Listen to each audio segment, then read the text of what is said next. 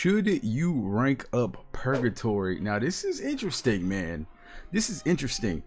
Yes and no. I will get into the reason why it's yes and no. And it's kind of complicated by the end of this video. But now let's get into it, man. Let's get into it real quick. You already know how I do it. Let's do a quick guide so you understand how Purgatory works. The buff just came out recently with the new update, and she's definitely a lot better. I always liked Purgatory. Her animations were super duper sick. She always just kind of lacked something. Now what was that something? I don't know, but she always just lacked something, as far as just like she just didn't have that it factor. I feel like this update that they gave her, this rework that they gave her, kind of gives her that it factor. And yeah, let's get into it. Now first, we're gonna get into Purgatory's immunity. She is immune to incinerate. Alongside with that, her hits deal energy damage instead of physical damage, so this allows you to take certain interesting fights like Korg. Now her kit is super simple. Every 5 hits she will gain 5 bloodthirst. Along with that, every time you perform a well-timed block, she also gains 5 bloodthirst. Now you're going to use this as kind of like currency for your bank. At the top left hand corner, you're going to keep hitting and also keep well-timed blocking, and you're going to do this up until you get 100 bloodthirst. Once you do this, you'll activate something called demonic rampage. Now this is where she goes crazy, and at this point, just hit the opponent. I'm not gonna lie, it's just that simple. You won't really have to use SB1s too much because she's gaining so much power. The one thing I will say is, if you end a combo in a medium, it will drain some of your power and inflict an incinerate on the opponent. So it just gives you a little bit of extra DOT, but you want to be spamming SB2s with Purgatory because this applies degeneration on the opponent, doing crazy DOT along with that. So what I like to kind of do is, I like to, once I get a little bit over 2 bars of power, I like to finish my combo with a medium. And this applies the incinerate, and also you apply the degeneration, doing a lot of DOT damage. And along with that, you gain a pretty potent fury once you crank an SB2 in demonic rampage. And yeah, the thing is, she gains so much power. She gains so much power that you really won't have to worry about too much of anything. You're going to be cranking back-to-back SB2s, and to be real, by the time you get to your second SB2, any opponent, let's just say a Battlegrounds health pool, should be dead within that time of the second SB2, just being realistic. Now, another thing to note is, as you gain power, you will be placing a neutralize, a 10% neutralize, soul neutralize on the opponent, max stack of 10. So you're gonna want to get 10 neutralized for it to be 100% neutralized, and it does come clutch in certain fights where the opponent is gaining a lot of buffs, because you will see that the opponent's buffs are getting neutralized or nullified, and this kind of helps build into a ramp up a lot.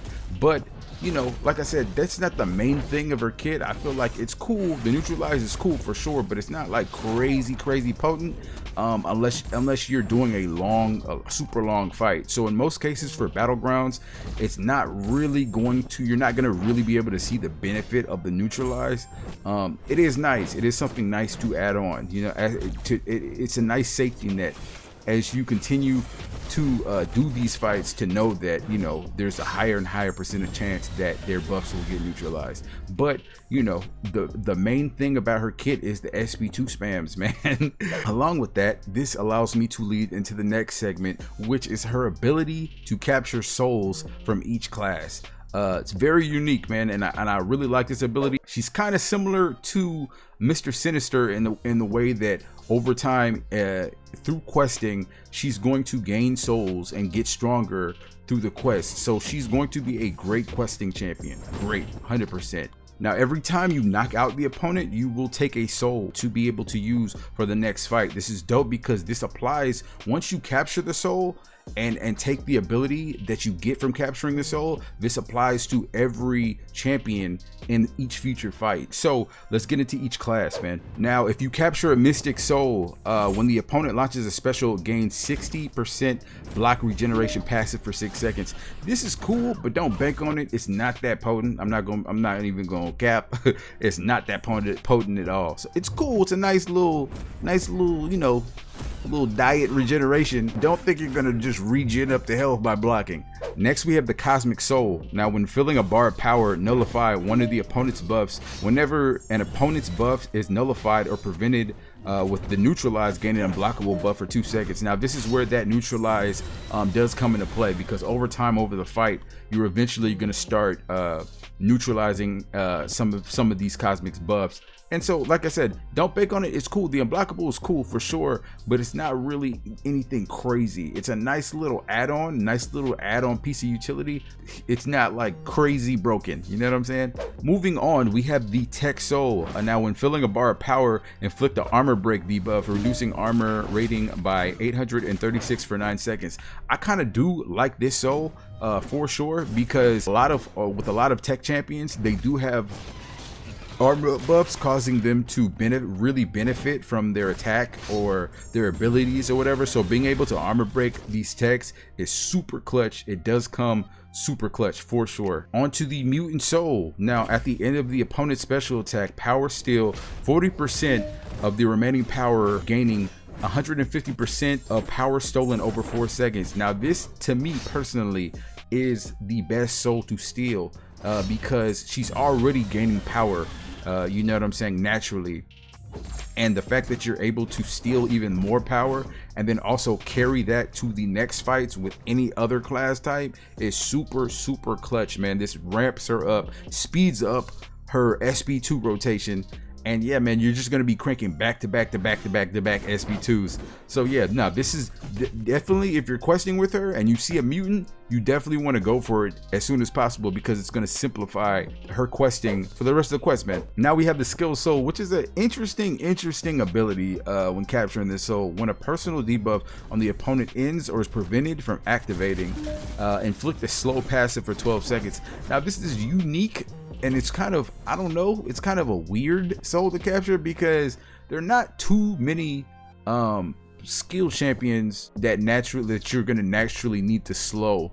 The only way I find it super beneficial is if you're questing early and you find a skill champion to capture their soul, and then you see champions further along the quest that have evade or have unstoppable, you know what I'm saying? Because once you capture that skill soul, you'll be able to use it for any other champion. So I can see the utility as far as like over time questing. To be realistic, you're not really going to need this at all in battlegrounds or any other thing. That's why I will continue to say that she is primarily a questing champion, but for sure she can do battlegrounds fights.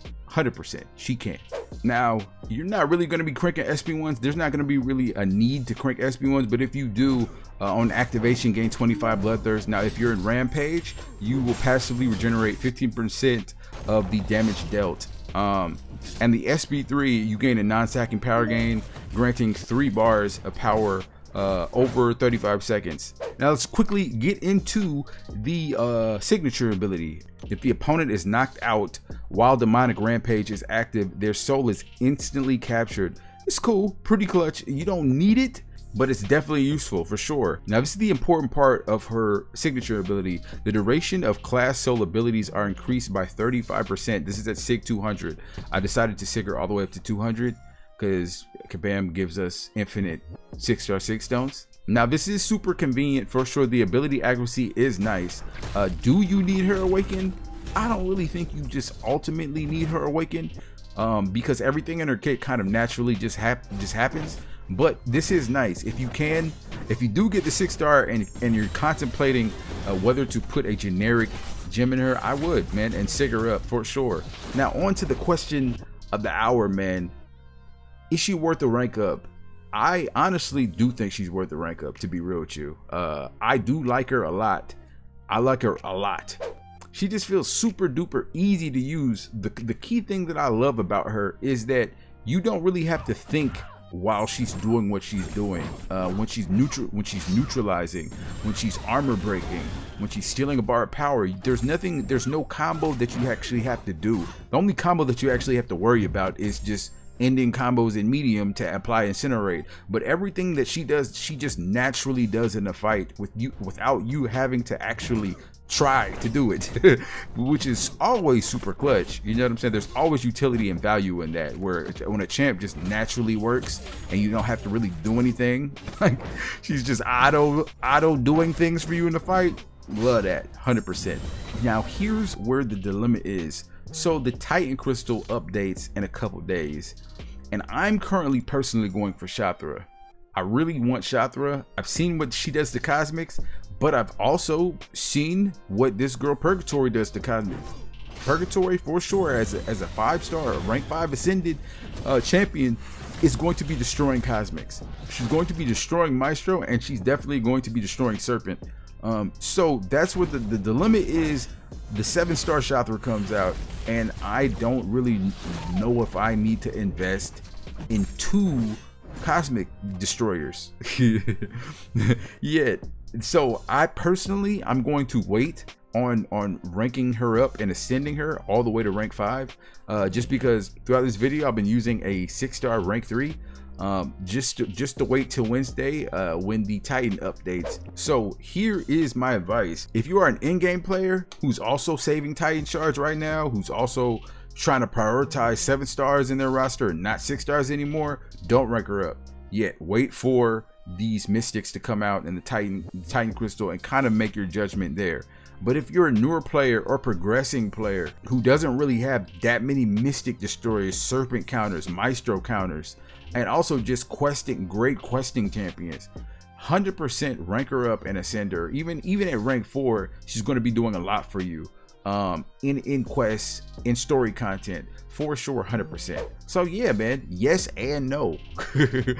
Yes and no. You should rank her up, but you shouldn't rank her up. But you should rank her up, but you shouldn't rank her up yet. But if you liked the video, man, like, subscribe, turn post notifications on. More videos on the way. You guys have been killing it, man. So let's just keep this momentum going. And yeah, I'm out this thing. Deuces.